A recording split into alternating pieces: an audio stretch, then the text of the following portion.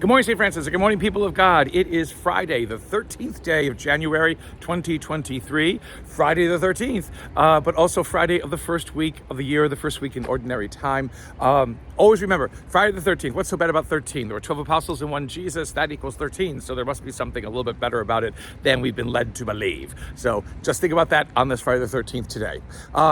Taking the walk from the trailers out to where our field is. There are some of our sheds, over there at the Franciscan School.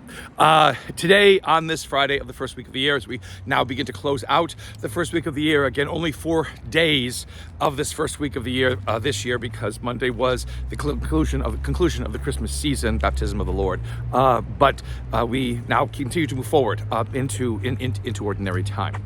The readings for today in the first reading is from Hebrews. An interesting kind of roundabout.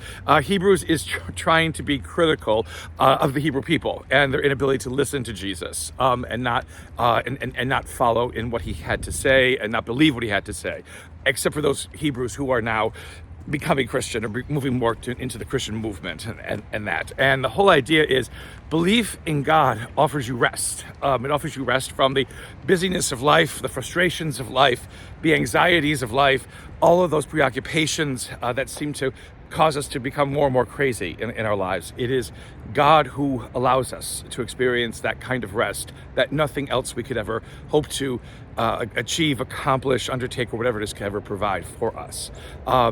That's where the importance of listening to God comes into our lives. The one who provides rest for our lives, the one who allows us to be able to see the world in a different way, to see the world in a way that only God can provide, with that kind of insight, with that kind of perspective.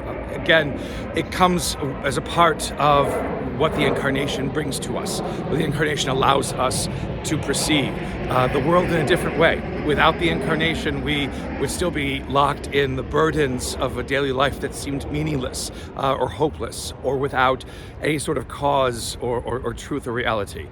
What Christ does in becoming one like us, what God does in becoming one like us, is to show us that life is filled with meaning everywhere, that there is wonder and joy everywhere, that there is something unique and powerful and glorious in being human. And that kind of reality allows us to perhaps be more at peace in our lives and allows us to understand this world with a different kind of perspective, a different kind of hope than this world itself could ever provide. In Mark's Gospel, as we continue again in this gospel that is understood to be the first of the gospels that we have written. There may have been others, but they don't exist. The one that we have that exists is Mark, and Mark again is believed to be the oldest.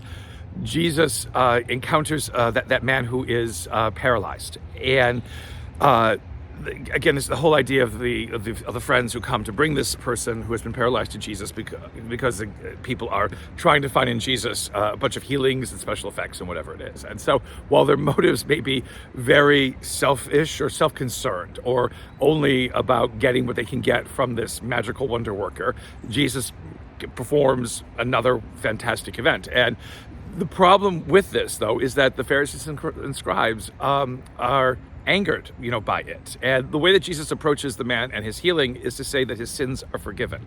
Now, did sins cause this person, is it because of your sins that you get bad things happening to you, like paralysis? In first century understanding, yes, that's kind of what it was, is that your bad luck, your unfortunate life, or whatever, was caused by your sinfulness and your disobedience towards God, and God basically just kept smiting you left and right. That won't hold true throughout most of the Gospels, and we know that in John's Gospel, when he encounters the man born blind, and the apostles say that is it because of his sins or his family's sins that he is blind, Jesus says it is neither, but that God may work wonder and miracle through this man's life. So the case is the same in one way. Although Jesus says, "Forgiving your sins are forgiven, get up and walk." The Pharisees balk at this. Again, only God can forgive sins. What is Jesus doing in saying that this man's sins are forgiven? And Jesus says, "Okay, if you don't like that, and if you're going to stand in the way of this, why don't I just say, get up and walk, and let's see what happens?" And he does so, and the man gets up and he walks. Again, the inability of the Pharisees, the scribes, the Jewish leadership, whatever it is, to see something wonderful in their midst, and only wanting to only see what's wrong or trying to pick at it or find something wrong with it, unfortunately obscures the wonder and the glory of what is happening in their midst, from their understanding.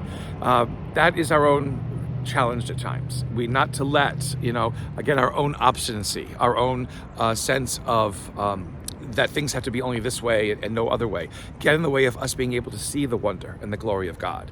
Again, to be able to perceive that wonder and glory, the more that life has to offer, enables us to find peace that nothing else could ever provide for us. We need to work towards that, and helping each other and helping this world understand what God can provide to us that allows our lives to be even more wonderful and glorious than they already are. And may the Lord give you his peace.